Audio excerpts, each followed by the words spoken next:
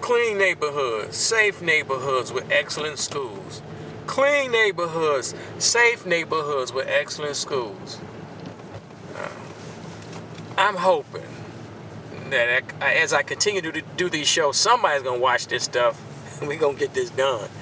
African Americans, we got to stop this killing in the city of Chicago. Stop these destabilized neighborhoods, the murders, the crime, the foolishness. And it all comes down to parenting. I know we need jobs, but we need some parenting too. And a lot of African Americans, they make excuses for the parents. I know the parents, some parents are better than others, and all parents wish they had been better parents with their children and grandchildren. I understand that. But a lot of parents in some of these, I'm in Auburn Gresham right now. I don't know where Inglewood starts. This is Auburn Gresham. And a lot of parents need support. And my understanding, because I don't go deep into the hood, I don't go deep into the homes of these neighborhoods, although I live here.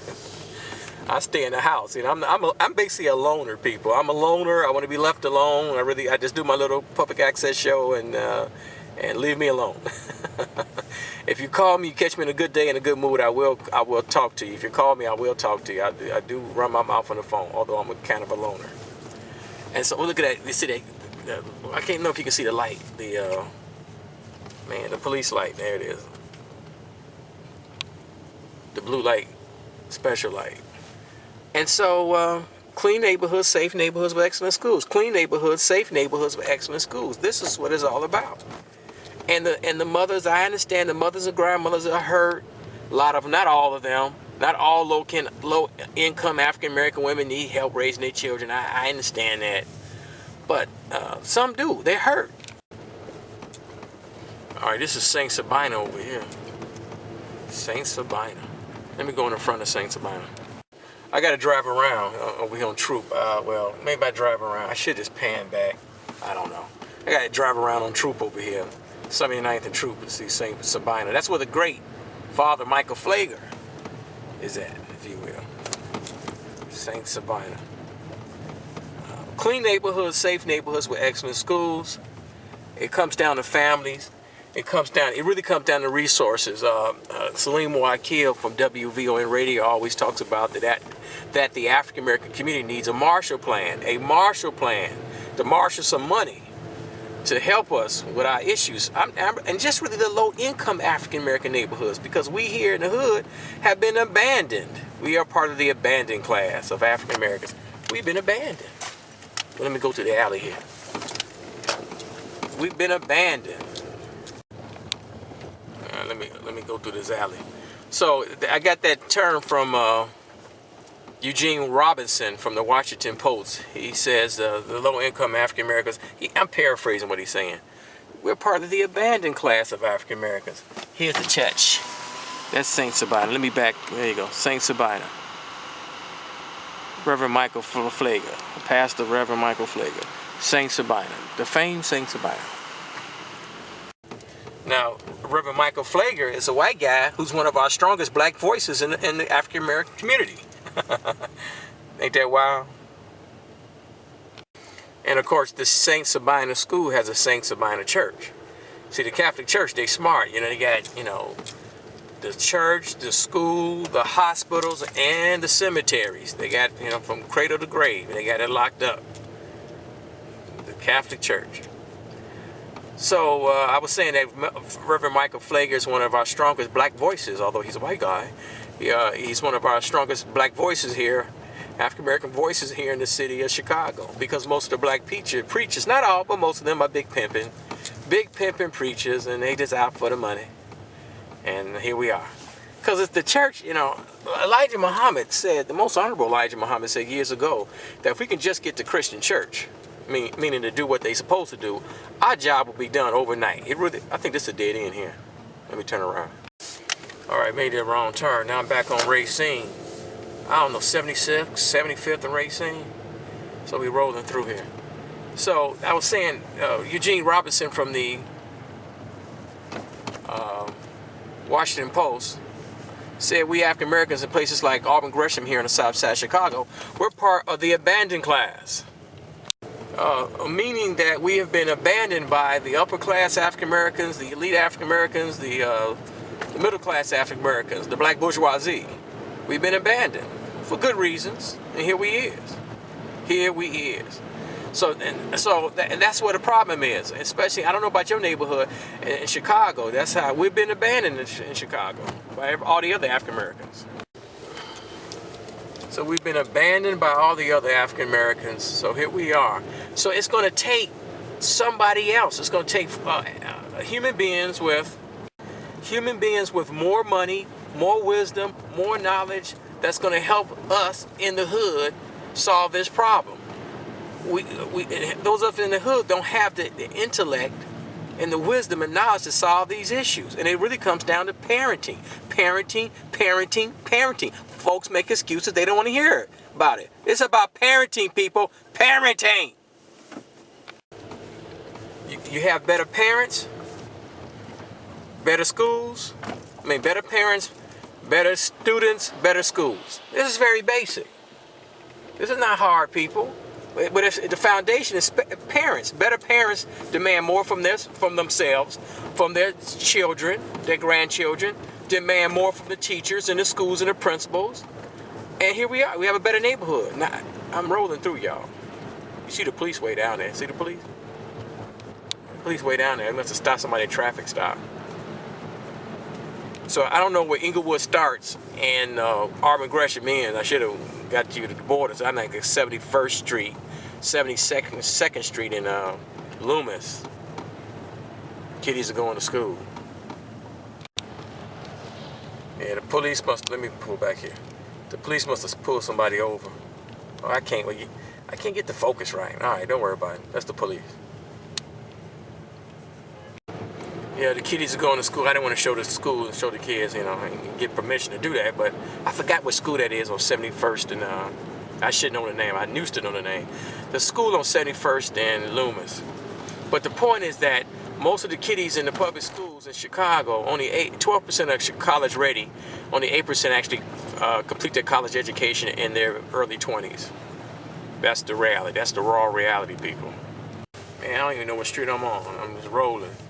So what was it? The bottom line is that, and I told myself don't say the bottom line.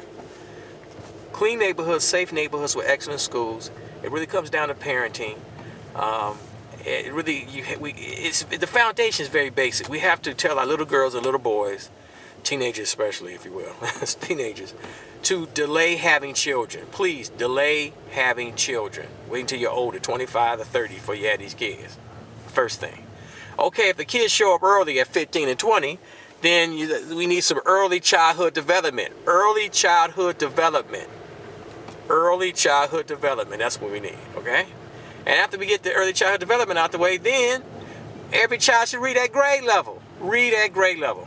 So every child should read at grade level. So if you got a, kindergarten, second, third, first, second, third, fourth grade. This is very critical because the kids got to read and write by at least the third grade. Otherwise, it's just bad news, people. They got the statistics. They're building jail cells off of these statistics.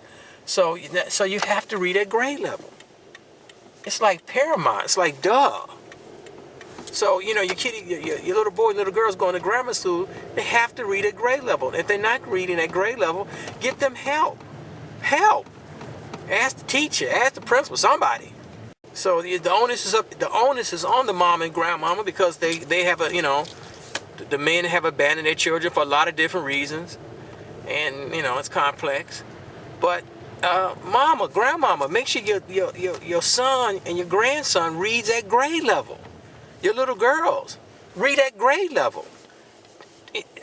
Please read at grade level. Damn. And I know people make excuses. They say, well, Mark, you understand the mama, the grandmama can't see that their kids read at grade level because they hurt. They're in a lot of pain. They've been abused, despised, and rejected. And so they really can't help their son and daughter become grade level because they at work all day. And the kids are latchkey kids, and they on their own, and they carrying a weight. They're the father and the mother.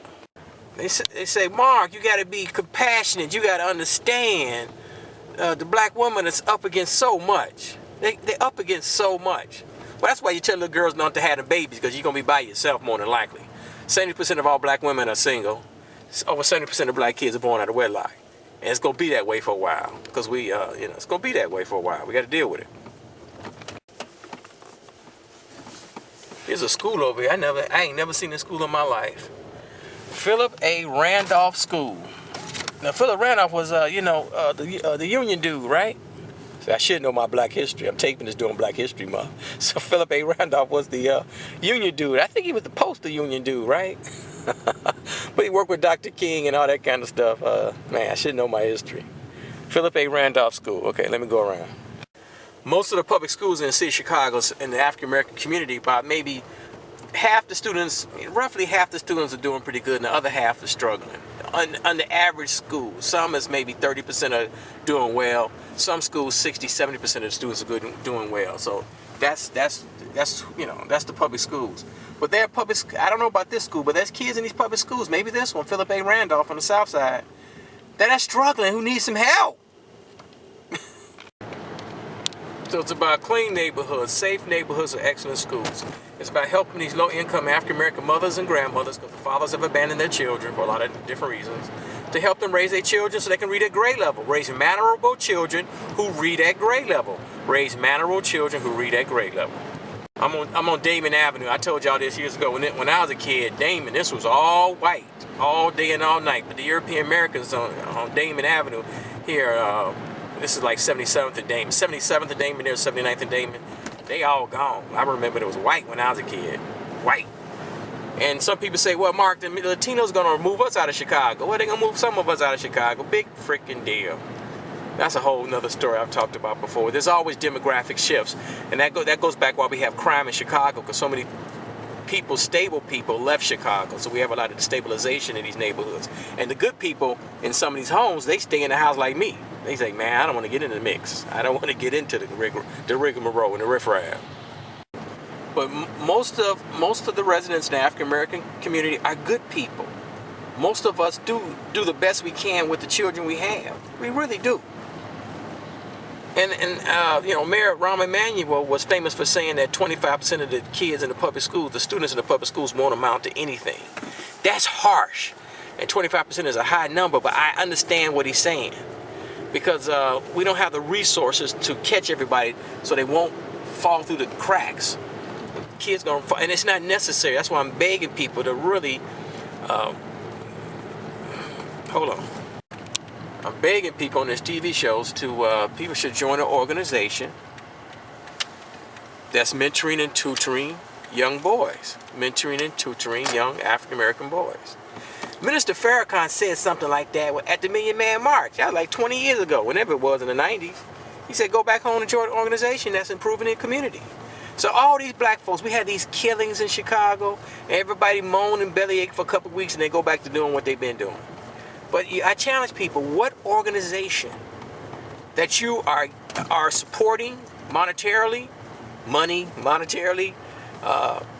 and physically through human capital, giving the organization your time, that group that is mentoring and tutoring young boys. So that's what it's all about. And I'm on the internet all the time posing that question. You African American men, especially the few men we have, because most of the men are dead and in jail and destabilized, unemployable. Most of the men are unemployed or unemployable. I get that at some point. They're going to let me go. I'll be unemployable at a certain age, depending on my skill set. I get it. But African American men and women, but especially the men, what organization? I promote the Black Star Project, RAGE, which is the Resident Association of Greater Inglewood. That's Aisha Butler's organization. She's great. And Cyron Smith. Cyron's always on the show. Cyron Smith's Block Club University. He don't want me to say that, but the Block Club University. So that's what it's about. That's what it's about. So these African Americans who complain and bellyache about the problem, they have to join or give money, support physically or through their human capital, support organizations or a organization that is mentoring and tutoring young African American boys, and then we can stop this crime. You won't see it done overnight, but every year you see some improvement. Man, mentor these young boys, tutor these young boys.